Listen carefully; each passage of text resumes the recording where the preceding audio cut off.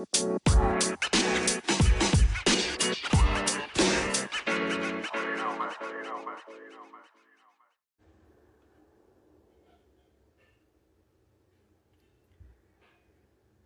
noite, boa noite. Bem-vindos a mais um Psi, Diálogos e Afetos. Hoje a gente vai conversar um pouco sobre esquizoanálise com a psicóloga e mestre em psicologia, Júlia Palmieri. E espero que vocês gostem, assim, do papo de hoje. Lembrando que a gente ainda está com a campanha no Apoie-se. E se você quiser colaborar com esse projeto, fique à vontade. E vou te entrar e vamos começar nossa conversa por aqui. Olá, boa noite. Boa noite. Tudo bom com E você, aí, Ju? querido, como vai? Tudo Tudo certo. bem? Tudo certo por aqui também. Que ótimo. Por aqui também, nessa noite de segunda, começando a semana. Feliz com esse bate-papo sobre esquizoanálise. Também estou muito feliz, assim. Eu te acompanho já tem um tempinho já e fazer essa conversa com você, assim, tem muito especial para mim. É uma felicidade muito grande. Ah, fico feliz. Eu também te acompanho aqui nas redes. Acho que essa é uma das coisas boas, assim, né? É que a gente tira desse momento de virtualização das relações, né?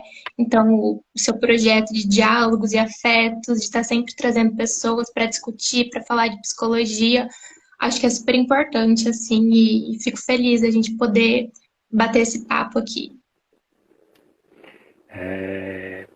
Antes da gente começar, vou pedir para você se apresentar, né? Para quem não te conhece, poder te conhecer, enquanto o pessoal vai entrando aí também, né?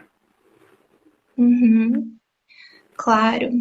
Então, bom, eu sou a Júlia, sou psicóloga, sou de Campo Grande, Mato Grosso do Sul.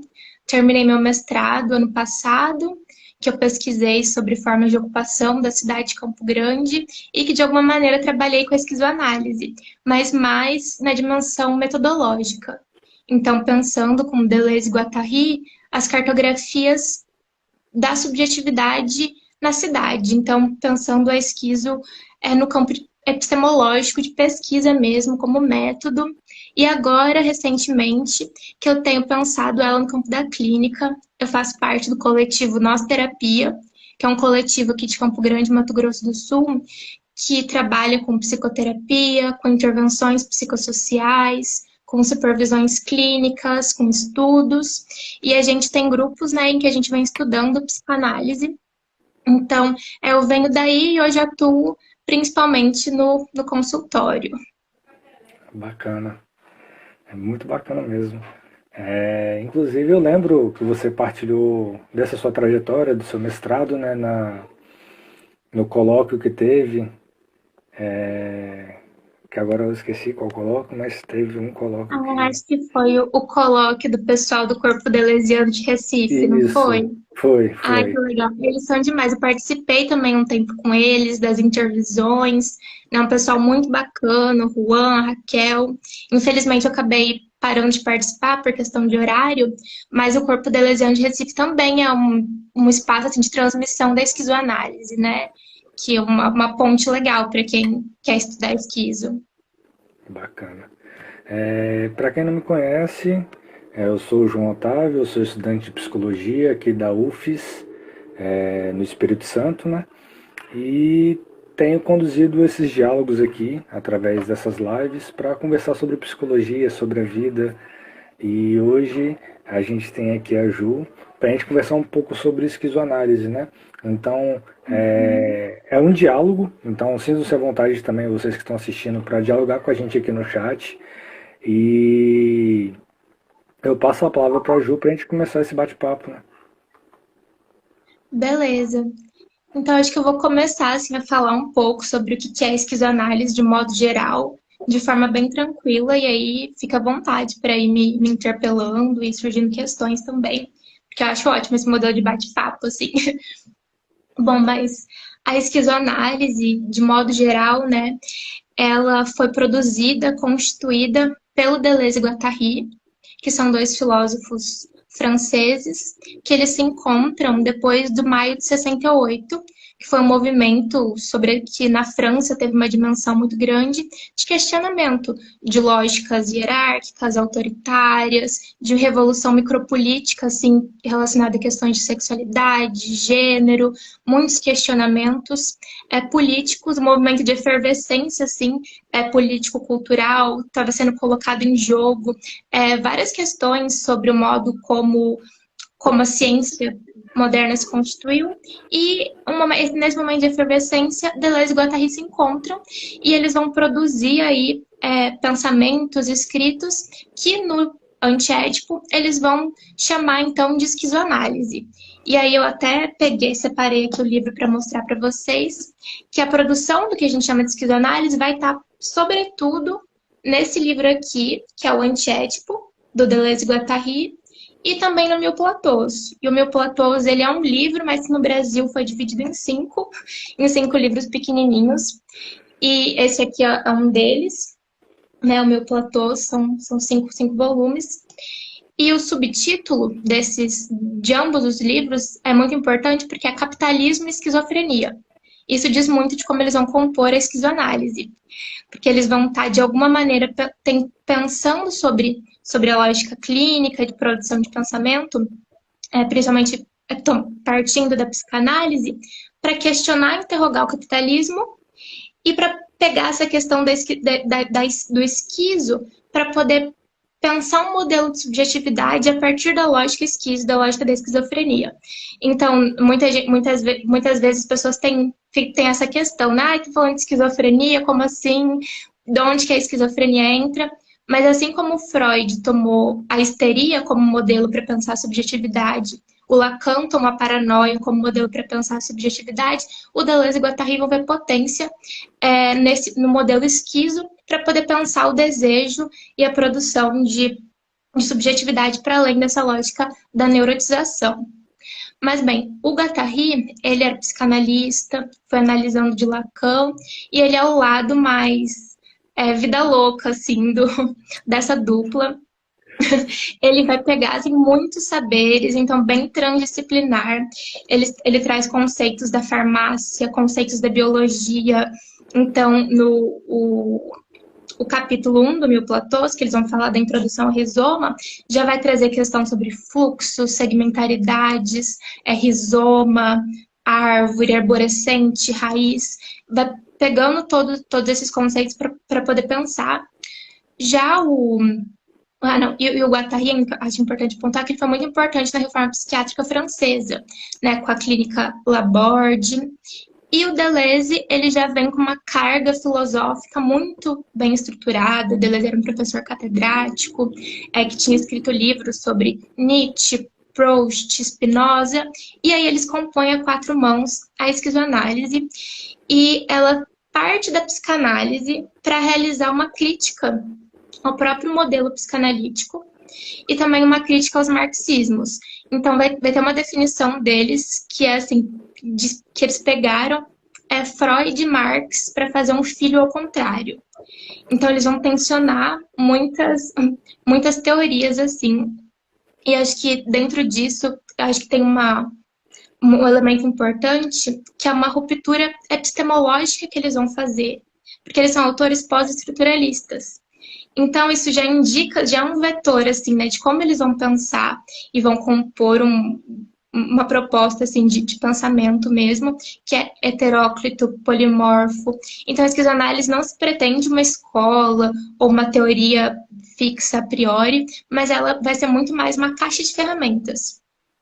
Tanto que hoje a gente tem pessoas, assim, de muitas abordagens que se inspiram na esquizoanálise para poder criticar a sua própria prática, as suas próprias teorias psicológicas, seu modo de se conduzir, assim, na prática clínica, política, de grupos, tomando a esquizoanálise como uma ética, né, como um ethos. E, por exemplo, né, eu parto muito na minha prática da psicanálise e tomo a esquizoanálise como uma ética de escuta.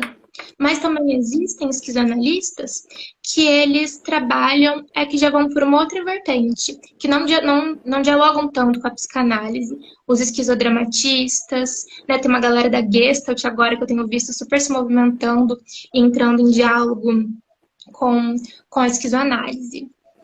Mas então, assim, a esquizoanálise vem criticar a lógica da ciência moderna, que vai postular a unidade, a questão da centralidade. E acho que para ajudar assim, a pensar sobre isso, uma questão bem introdutória do Deleuze-Guattari é a questão do rizoma. Então, ao invés de pensar as questões pela lógica arborescente, da unidade, do uno, eles propõem essa imagem de pensamento do rizoma, né, que é um mapa aberto às múltiplas conexões, né, como a grama, assim. Então, isso permite a gente pensar em termos cartográficos, que as coisas elas vão se conectando, elas vão se acoplando. Então, está em jogo muito pensar nos encontros e nas conexões. E aí a gente já tem uma ruptura com a lógica do uno e as hierarquias, com as divisões individual, social, coletivo, sujeito, com todas essas dicotomias. Isso tudo vai entrar em jogo, assim, para pensar uma outra imagem do pensamento. Uma outra questão que eles vão colocar também é um tensionamento da lógica da representação, que é um grande pilar, né, da constituição da metapsicologia freudiana da psicanálise. Então, a gente sempre está pensando na lógica da representação, que as coisas representam algo e que o conhecimento traduz a realidade de alguma maneira. Então, eles estão também questionando a própria ideia de verdade. E aí isso faz muito sentido com os teóricos, com a tradição filosófica que eles puxam, que é Nietzsche, Spinoza, né? O Nietzsche vai colocar a questão do conhecimento como da ordem do conflito, não da ordem da tradução da realidade. Eles se inspiram nessa vertente, assim, né? Então, vamos para um outro lado, que não a tradição platônica, cartesiana, da ciência moderna. E com isso já se tem várias rupturas, assim. Mas, voltando para a questão da clínica, né? Criticando a lógica da representação, na esteira aí do pós-estruturalismo francês, eles vão tensionar a própria ideia de inconsciente. Então, a esquizoanálise, ela não vai pensar o inconsciente pela lógica da representação. O inconsciente não é o teatro edípico familiarista. Para a esquizoanálise, o inconsciente é produção, o inconsciente é fluxo, o inconsciente ele é potência e ele é agenciado sempre politicamente. Porque está em jogo uma concepção de sujeito que não é um sujeito da interioridade, não é esse eu, né? Que a gente vai pensar muito, muito automaticamente, como se fosse natural, né? Nascemos grandes eus, esse sujeito envelopado pela pele, que tá cindido do campo social. Mas vai se entender que o sujeito ele é um efeito. Ele é um efeito de jogos de forças, ele é efeito de relações de forma e força, saber, poder, tomando, né, o modo como Foucault vai colocar, de saber, poder, que o humano ele é um efeito. Então, dentro disso, o desejo ele é político, ele é produzido e ele é agenciado socialmente. Por isso que se fala em termos de produção de subjetividade, né? Essa produção de produção, como as coisas funcionam. E aí, a partir disso, a gente vai ter uma outra postura em termos de prática clínica, né? Porque se a gente está pensando a partir de uma outra epistemologia, a partir de tensionamentos epistemológicos, isso faz com que a nossa escuta ela seja agenciada de um outro modo, né? Então, a questão da interpretação vai ser muito tensionada, eles vão colocar, né, de alguma maneira, não interprete, experimente. Também como uma crítica, não apenas à psicanálise e à metapsicologia de modo geral, mas ao modo como os psicanalistas vinham trabalhando também, né? Isso de, bom, um copo é um objeto fálico, isso dessa interpretação exagerada, essa interpretose que é quase iatrogênica, assim, né? porque a psicanálise ela também vai produzir aquilo do qual ela fala. E isso também é algo que é possível de ser pensado a partir do pós-estruturalismo, né? Que vai ser um movimento, sobretudo, na linguagem, de repensar a linguagem, que a linguagem, então, ela não representa, mas ela produz aquele objeto. Então, o discurso, ele produz. O discurso agencia. Então, se eu digo que é aquela coisa, tem uma frase do Foucault, que, se eu não me engano, é alguma coisa mais ou menos assim, que a loucura, primeiro se produz o discurso sobre a loucura, para depois produzir o sujeito louco. Essa lógica de que a gente inverte, né? A gente não está buscando naquele sujeito a verdade, a realidade ali. Mas a gente também está produzindo e a gente também está agenciando subjetividades a partir das nossas teorias. Eu acho que isso é fundamental, isso é uma chave de leitura e uma chave de escuta da esquizoanálise, né? De não operar na lógica da representação. Porque pela lógica da representação, a gente está indo lá buscar uma verdade que já existe, que está escondida no interior daquele sujeito. Mas, como Deleuze e Guattari, a linha é mais de pensar como que isso se produz, como que isso funciona, como que isso se conecta, em termos de potência, né? E aí também tem uma influência do Spinoza de se pensar como que a gente amplia a potência de existir no mundo, a capacidade de afetar e ser afetado, e quais são os movimentos que fragilizam essa potência de ser e existir no mundo, como que essas composições se dão. Por isso que a partir da cartografia está em jogo um acompanhamento de processos, muito mais do que buscar uma origem dentro dessa lógica da unidade, e aí por isso que se fala, né, dessa racionalidade arborescente da árvore, que tem uma raiz e ela vai numa direção. Estamos aí com a lógica da origem da causalidade. Eles vão pela ideia do rizoma. Então isso não significa que a gente não vá olhar para esse passado, para buscar como as coisas se conectam, mas que é uma outra chave de leitura mesmo. E aí, em relação a isso, eu gosto até do que o Foucault coloca, de como talvez a gente possa chamar o Foucault como um intercessor para poder pensar esse movimento clínico. Que a esquizoanálise permite isso, né? Que a gente pense nesses diferentes saberes e vá compondo de forma transdisciplinar uma clínica. Mas que a metodologia Foucaultiana da genealogia, por exemplo, né? Que está dentro da mesma racionalidade que a própria cartografia do Deleuze e Guattari, que é pensando como que esses jogos de força vão produzindo realidades, né? Então, como que elementos, eventos da vida vão se conectando e vão criando condições de possibilidade para que determinado sintoma aconteça. Porque o sintoma, ele é um acontecimento, né? Ele é um efeito. Bom, acho que se você quiser colocar alguma coisa... Não, Fui falando. Você foi falando e eu fiquei aqui preso, assim, né? Você trouxe muitas coisas aqui que eu pude estar anotando, né? Dentre delas, assim, o que me chama a atenção primeiro, né, é dessa questão da esquiza ela não ser uma abordagem, né? Mas sim de ser uma caixa de ferramenta para a gente utilizar naquilo que for necessário e for aparecendo, né? Você falou que ele não se pretende ser uma escola, né? E assim, né, a esquizo ela nasce dessa crítica à psicanálise, né? E ao marxismo, como você trouxe, né? E assim, né? Eu tô no começo do curso ainda, né? E eu a princípio, não tenho interesse nenhum na psicanálise. A princípio, eu não tive contato com a psicanálise ainda, né? Mas a princípio eu não tenho vontade nenhuma de me aprofundar na psicanálise, né? Mas a esquizo, ela me interessa muito, assim, né? A maneira de se pensar, a maneira de se construir a clínica, né? Que é justamente isso, né? Não vem buscando essa verdade que já está dita, né? Mas que vem buscando construir e entendendo tudo que vem acontecendo a partir da realidade, né?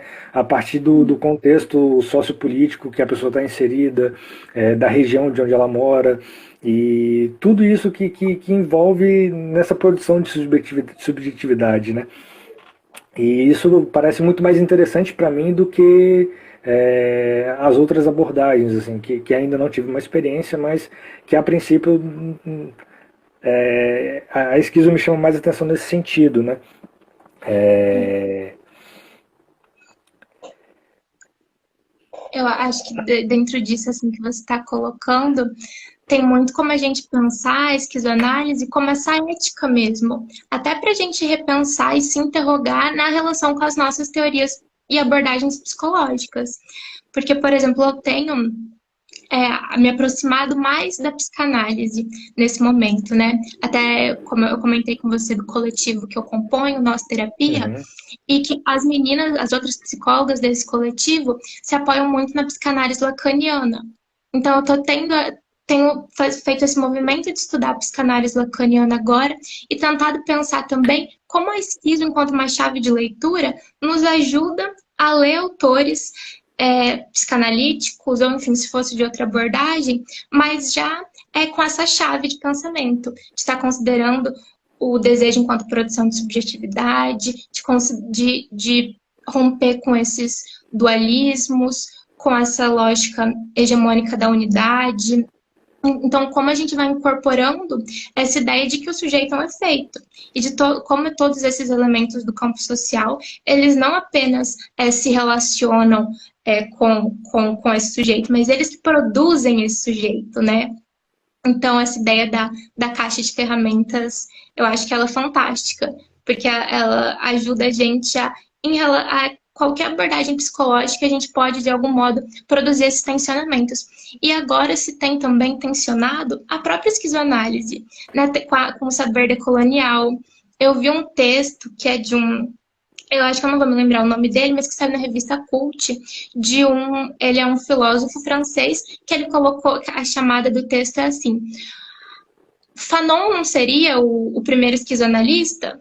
Porque o Franz Fanon, invisibilizado até então, né, que agora, aqui no Brasil agora, que a gente tem nos últimos anos entrado em contato com o pensamento de Fanon, ele já operava dentro dessa lógica, né, de poder, de conseguir pensar os sintomas e o adoecimento psíquico a partir dos fenômenos do campo social, a partir fazendo essa inversão, né? Então eu não vou lá para dentro do sujeito para poder pensar sobre o sintoma dele inicialmente. Eu vou primeiro para fora, vamos ver o que se organiza em torno dele, quais são esses agenciamentos coletivos de enunciação que produzem então essa forma de subjetivação, essa forma de subjetividade.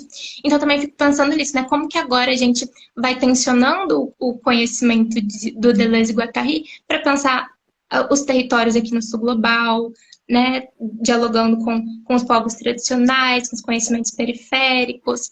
Você falou do colóquio, né, do Corpo Deleuziano de Recife. Tem um psicólogo que é o Henrique Galvão, que eu já vi ele fazendo essas discussões, né, bom, mas como que a gente também tensiona a esquizoanálise, né? Deleuze e Guattari são dois autores brancos, homens, europeus, que não consideraram a dimensão da racialidade, a raça, enfim, acho que a gente... e acho que isso que é legal também, da esquizoanálise não ser uma escola e uma abordagem fechada, né? Porque acho que a intenção uhum. é justamente essa, da gente buscando esses outros intercessores. O Deleuze vai falar do intercessor como aquele que vem em movimento do pensamento e que é na relação com ele que a gente consegue pensar. Então, de tomando Audre Lorde como uma intercessora, o Foucault, Angela Davis, para ir compondo essa caixa de ferramentas. Isso é muito bacana. E de fato, né? é, Trazer essa questão da decolonialidade, né? De trazer mais para cá, né? Trazer mais para perto. Eu vejo muito uma necessidade disso no modo geral, né? Porque só deixar o avião passar.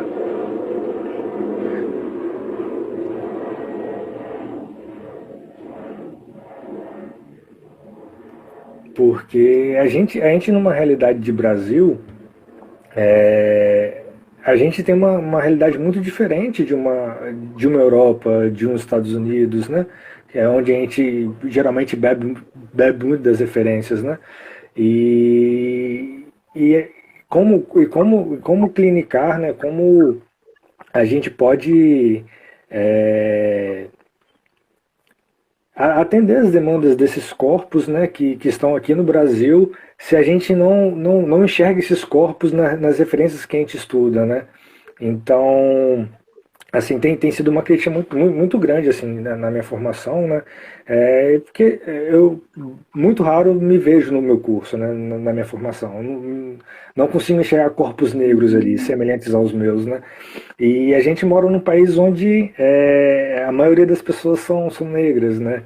E como que a gente constrói essa clínica que não dá visibilidade para essa população, né? Então, é de fato muito importante trazer esses tensionamentos, né? E a esquizo, ela permite, né, a gente trazer essas questões e tá sempre reformulando de acordo com a nossa realidade, né? Você disse, né, que a esquizo, ela nasce como uma crítica do capitalismo ali, né? E ela também faz uma crítica ao marxismo, né? Como é que se dá essa crítica no marxismo pela esquizo? Bom, vamos lá. Deixa eu ir recuperando as referências aqui. Então, uma das grandes críticas ao marxismo vem na esteira do que o pós-estruturalismo vai questionar e vai interrogar em relação às estruturas. Então, a teoria marxista, a teoria materialista, ela vai pensar sempre em termos de estruturas fixas. Então, a superestrutura, a infraestrutura, a ideia de ideologia. Vou pegar a ideia de ideologia para a gente pensar. A ideia de ideologia vem colocar que existe uma cortina de fumaça.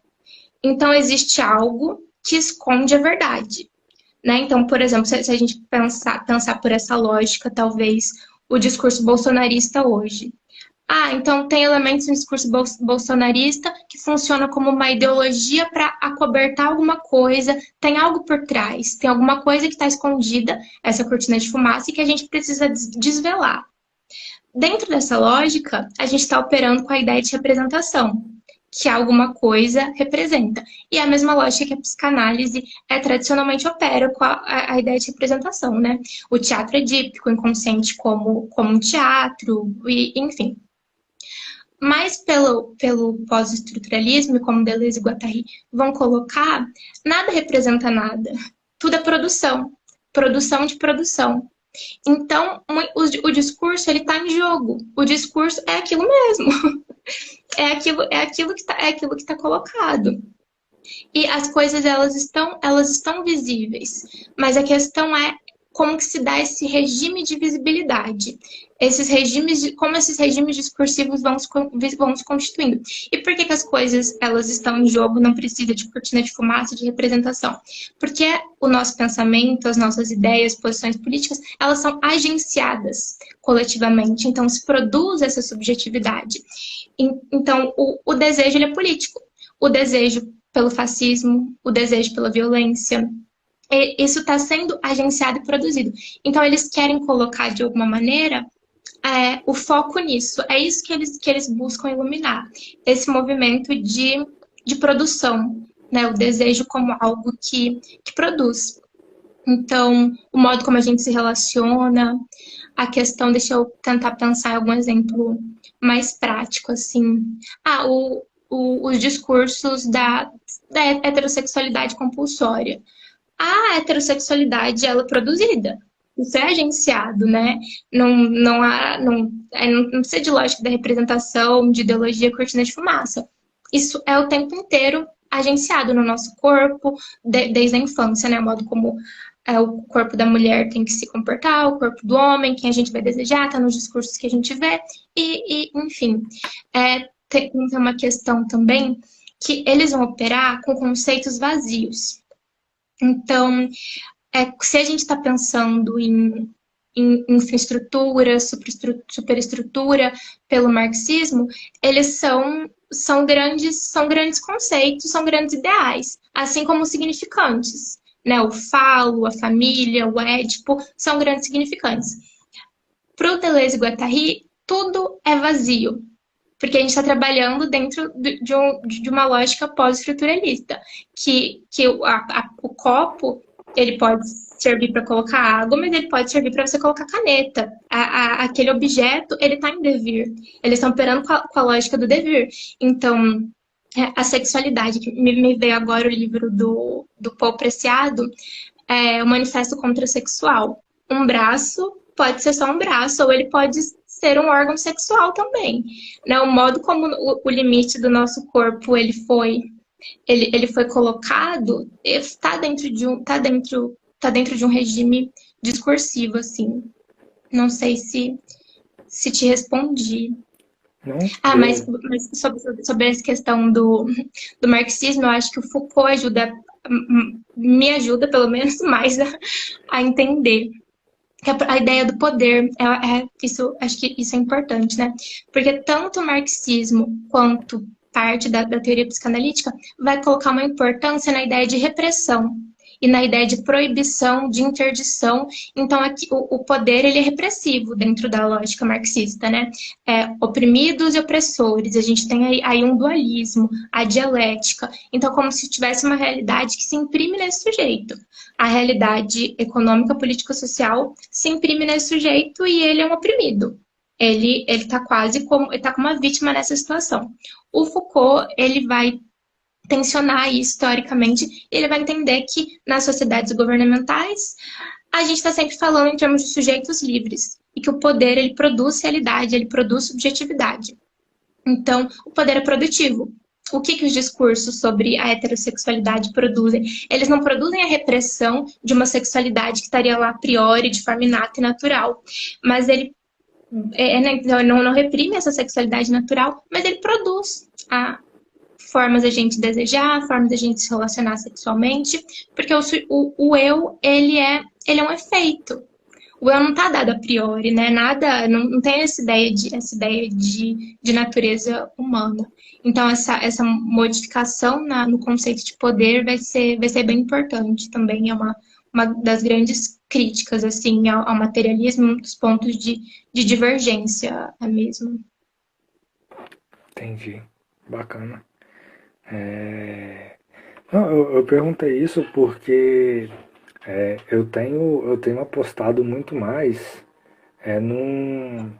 numa pegada mais decolonial mesmo, né? Tipo de resgatar o que os povos originários viviam, né? De resgatar o que os povos africanos vivem, porque a gente tem isso aqui no Brasil, né? E eu acredito muito que esse seja o caminho para uma futura revolução, né?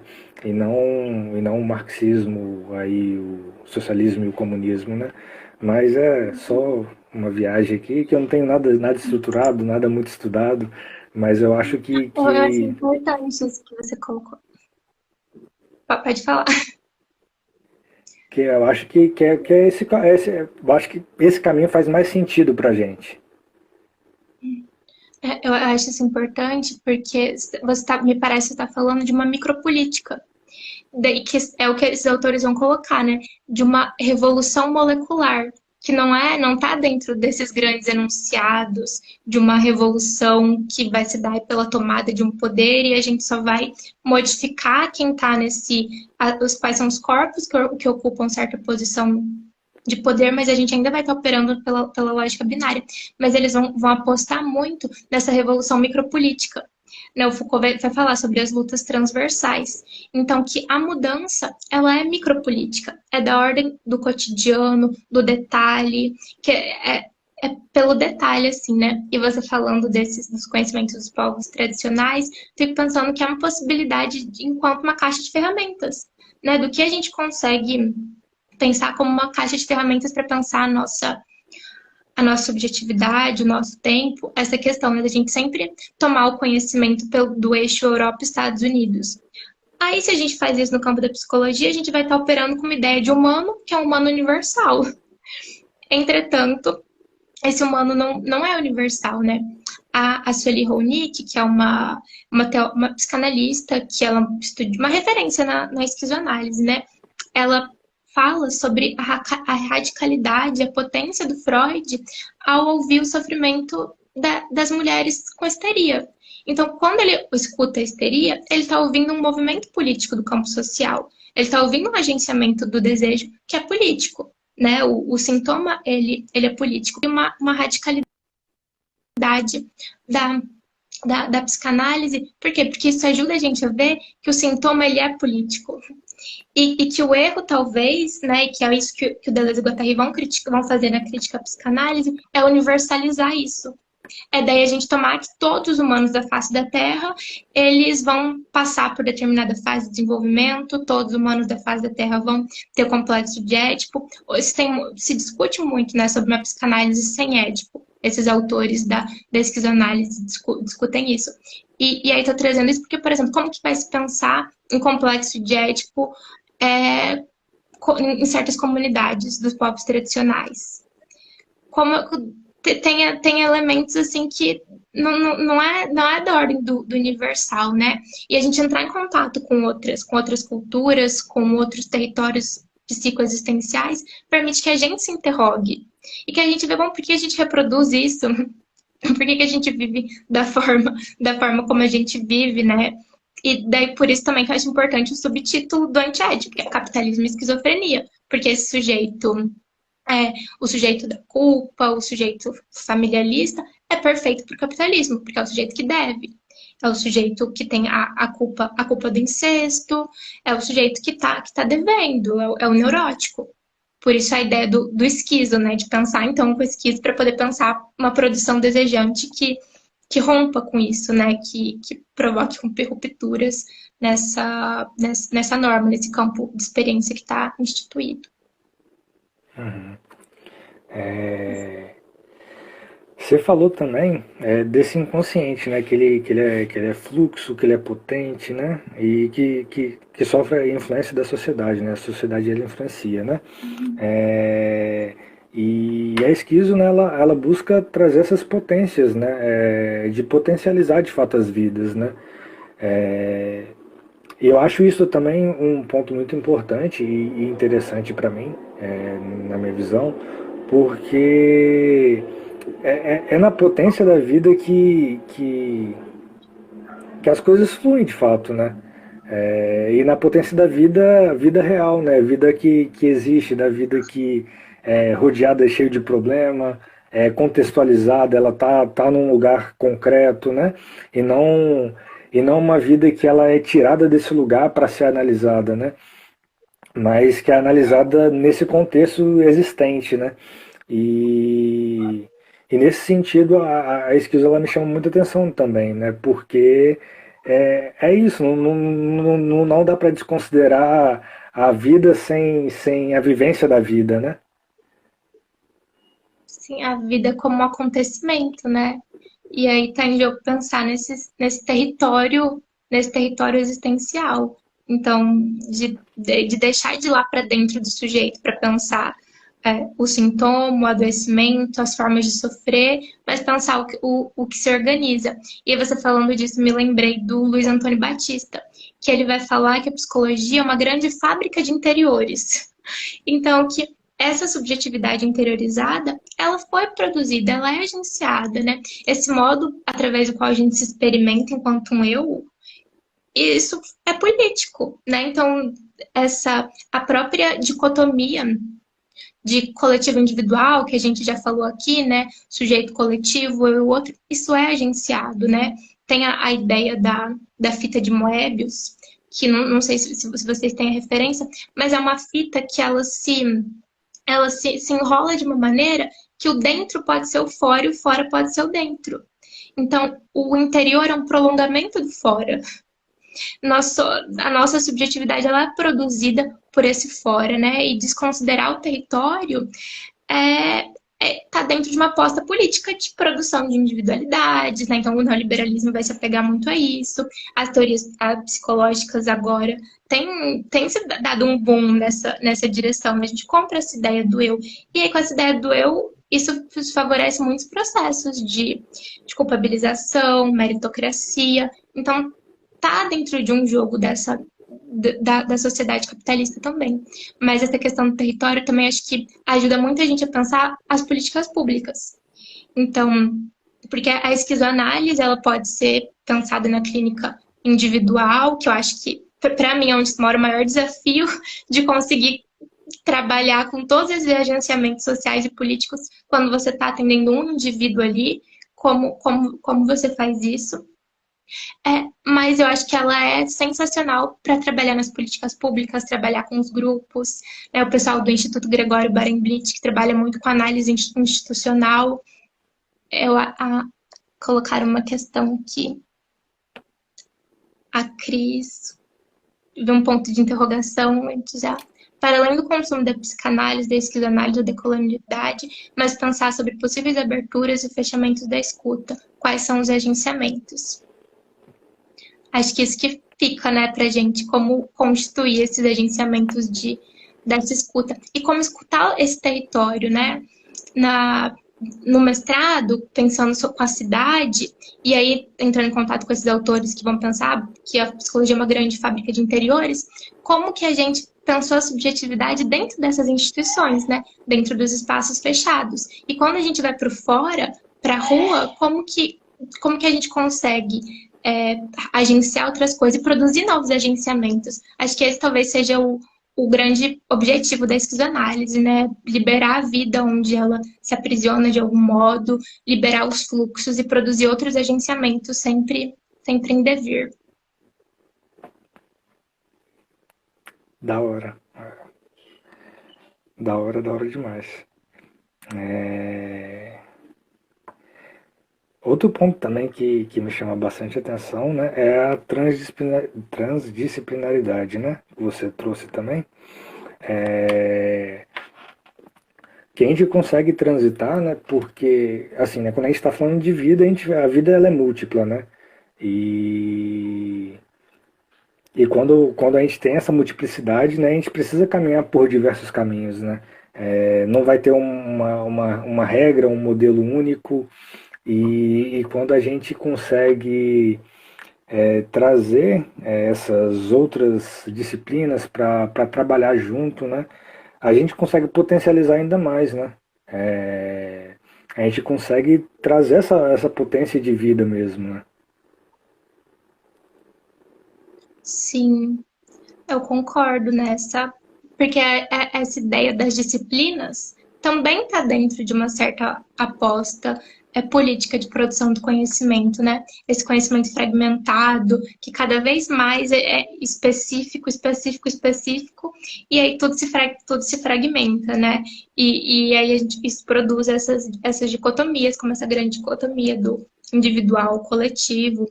É assim que a forma de organização do conhecimento se dá, né? Dentro da universidade, dentro dos processos de produção de conhecimento, de pesquisa. Então, acho que transgredir isso para pensar em termos de transdisciplinares é uma potência muito grande, né? E que está dentro da ideia da clínica ampliada também, né? Se a gente for puxando para o Brasil, para o modo como se organiza as nossas políticas de saúde, né?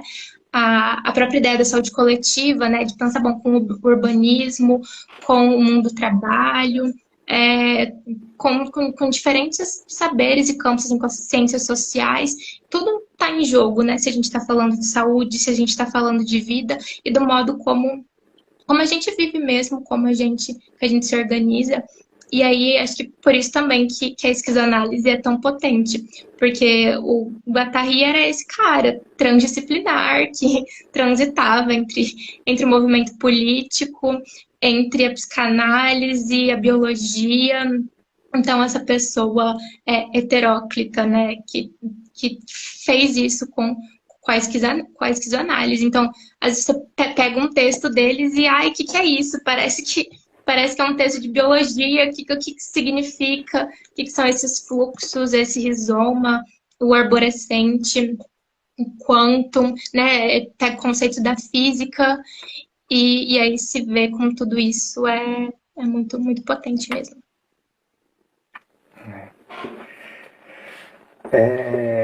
Você falou também que a esquizo ela teve um papel importante na reforma psiquiátrica, né? Você pode falar um pouquinho mais disso?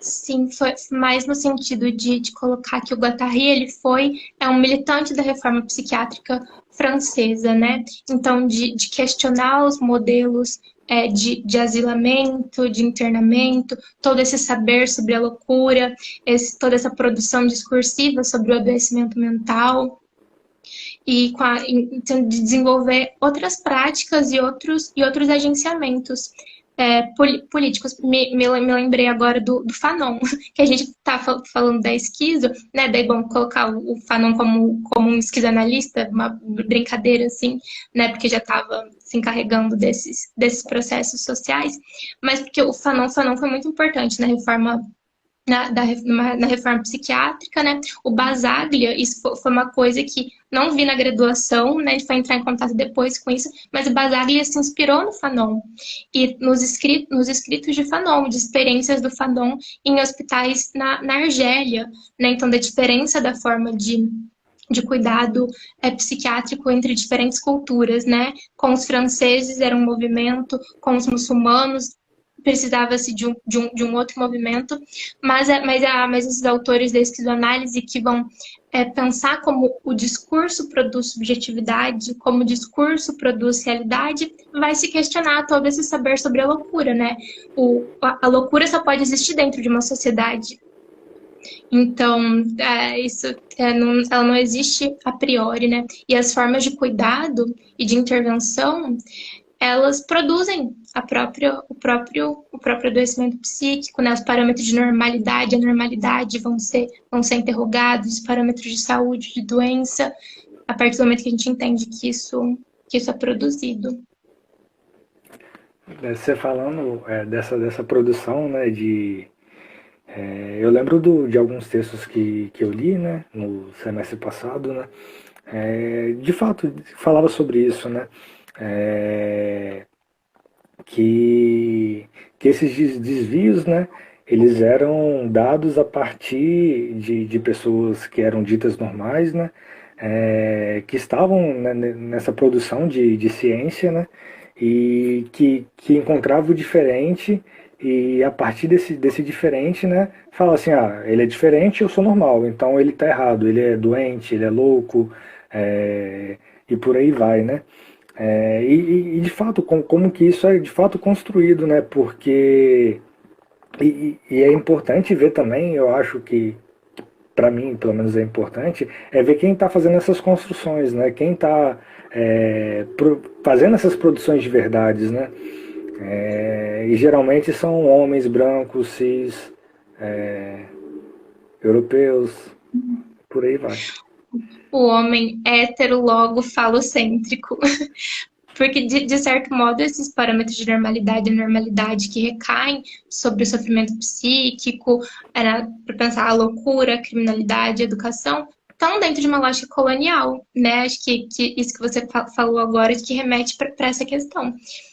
Porque, de algum modo, também, a ciência moderna, ela se pauta na colonialidade, né? Ela se torna possível a partir disso. Está dentro da nossa lógica ocidental, o modo de produção de conhecimento no mundo ocidental, que se apoiou muito na medicina, na biomedicina, no saber sobre o corpo, essa divisão do corpo em órgãos e funções, essa produção desse organismo. E aí, dentro disso, a produção de conhecimento, a produção de dominação, né, em nome da maioridade, né, como Kant vai colocar, que o processo de conhecimento te tira dessa menoridade, de alguma maneira é aquilo que te oferece um status de poder dizer sobre o mundo. Então, eu acho que essa ideia do conhecimento como dominação está muito presente na ciência moderna, né? E aí, quando a gente vai pensar sobre formas de cuidado, psicologia e os saberes, né, que nos inspiram na clínica, a gente corre esse risco de que o nosso saber ele acabe tornando possível que a gente desenvolva práticas dentro dessa lógica da dominação e da colonialidade, que de alguma maneira a gente faz isso, né? Quando a gente não reconhece, não consegue fazer exercício de alteridade, de entender a lógica do outro, a racionalidade pela qual o outro pensa, né? Mas a gente parte do do eu, né, para estabelecer esses parâmetros. E que daí não é qualquer eu, é esse que você falou, o homem hétero logo falocêntrico. Sim. É, e isso é complexo, né? Porque quem produz o conhecimento, assim, né? Assim, trazendo assim para a minha realidade, assim, né? Do que eu tenho vivenciado, né?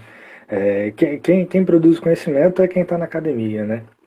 E quem está na academia são esses mesmos, né?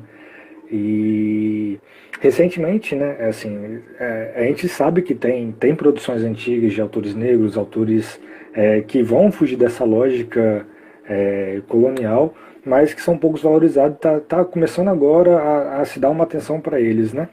E eu acho que essa atenção ela se dá justamente quando a gente tem essas outras pessoas adentrando no universo acadêmico, né? A partir Uhum. das cotas raciais, das cotas sociais, né? E essas pessoas começam a ocupar e começam a se questionar, porque de fato, né? Eu estou no curso de psicologia onde tudo é branco, é parede branca, é chão branco, é teto branco, é pessoa branca, é professor branco, é cadeira branca, é tudo branco. Então, esses inquietamentos, né, eles vão surgindo e surgem lutas, né, para que as coisas mudem também, né. É, e, e a gente, quando a gente começa a ingressar nesse espaço, começa a reivindicar, começa a produzir ciência também, também rola uma certa descredibilização daquilo que a gente produz enquanto ciência, né. Grada Quilomba, ela traz disso no seu texto, né, Memória das Plantações, né, de que ela era questionada constantemente que o que ela estava produzindo era muito passional, era muito imparcial e como se a ciência ela fosse essa neutralidade toda, tivesse essa neutralidade toda na ciência, né? Mas só que como quem sempre produziu são essas pessoas brancas que estão nessa hegemonia, né? O ponto de vista deles era tido como neutros, porque tava ali no ambiente deles e é neutro para eles, né? Porque tá falando deles, né? Mas aí quando fala do outro, né? E esse outro tá falando de si, aí não pode. E esse movimento de falar em nome do outro, né?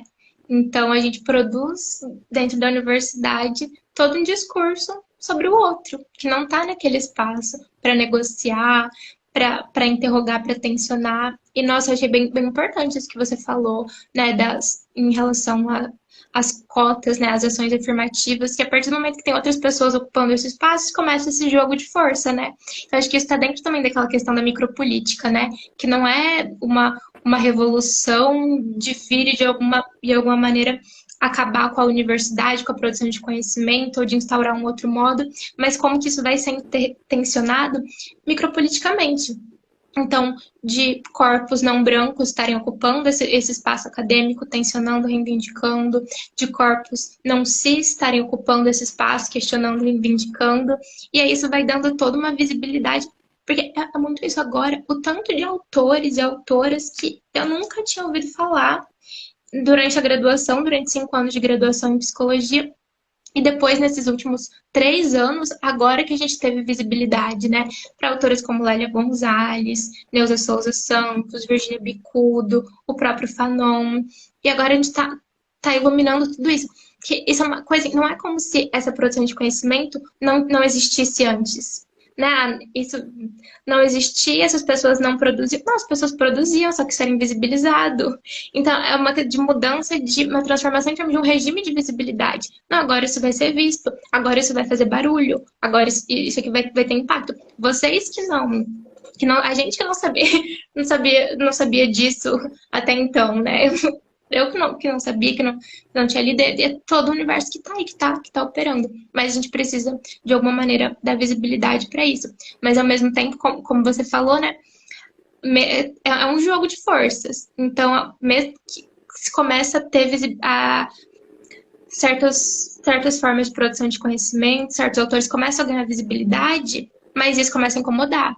isso sim, incomoda, então isso gera processos reativos, isso daí vem a lógica conservadora para deslegitimar essa produção de conhecimento. Eu entrei em contato há pouco tempo, né, pelo mestrado, com metodologias totalmente não tradicionais, né? Então, as escrevivências da Conceição Evaristo, e aí teve um evento sobre as escrevivências pelo Banco Itaú, ironicamente, um banco, né, que estava fazendo esse evento, porque daí também isso acaba também entrando dentro de uma lógica lucrativa, de algum modo, né, e despotencializando essas, essas outras formas de produção de conhecimento, mas que era um evento que tinha algumas teóricas brasileiras que vêm trabalhando com as escrevivências da Conceição Evaristo enquanto uma metodologia em pesquisa e que começam a colocar. Agora, as minhas alunas negras, elas se reconhecem dentro da universidade, elas produzem pesquisa com essa metodologia. E isso, acho que a Grada Quilomba coloca, acho que sobre isso também. Não sei qualquer coisa, você me corrige. Mas de que a partir do momento que ela começou a fazer outras coisas em sala de aula, outro grupo começou a ter visibilidade, né? Não são mais as pessoas brancas que sabem daquilo. Não, agora eu tá colocando em jogo conhecimentos que são as pessoas negras que entendem. E aí o jogo começa a mudar em um outro território, começa a se configurar, né, em termos de produção de conhecimento. E na psicologia, como que a gente dá conta de escutar isso? Né, de escutar essas transformações e incorporar isso na nossa prática clínica, que eu acho que é um grande desafio, assim, da psicologia clínica, um desafio que eu vejo na minha prática também. sim. Tem dois pontos, assim, que quanto à questão do Banco Itaú, né, ter financiado essa aula, esse evento aí com as escrevivências, né, foi logo, assim, né, foi logo depois que estourou o caso do George Floyd, assim, né, e, nesse sentido de vender mesmo, né, é, utilizando desse acontecimento que teve para, tipo, não, a gente se importa com pessoas negras e estão promovendo evento aqui, né, foi muito nessa lógica, teve muitos eventos nesse sentido aqui no Brasil logo depois desse acontecimento, né?